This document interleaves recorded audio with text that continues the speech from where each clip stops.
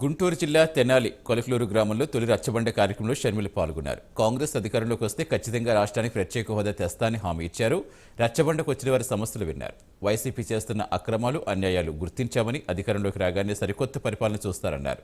ఎన్నికల్లో ఎవరు డబ్బులిచ్చినా తీసుకోండని, మీ డబ్బులే మీ చేతుల్లో పెడుతున్నారని తెలిపారు.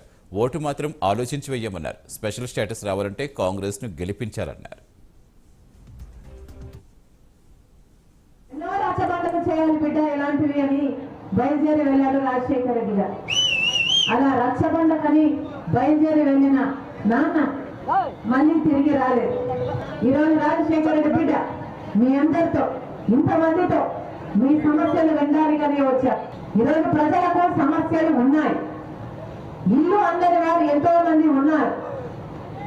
ఉద్యోగాలు రాని బిడ్డలు ఎంతో మంది ఉన్నారు. రైతులకు గిట్టుబాటు ధర రాకుండా, కనీసం పంట నష్టపోతే నష్టపరిహారం రాకుండా ఎంతో మంది రైతులు బాధపడుతున్నారు. ఇలాంటివి ఎన్నో సమస్యలు ప్రజలకు ఉన్నాయి.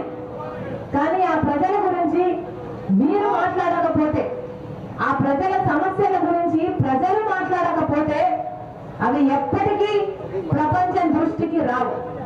ఇప్పుడు వైసీపీ ప్రభుత్వము అధికారంలో ఉంది. ఎట్లయితే వైసీపీ ప్రభుత్వము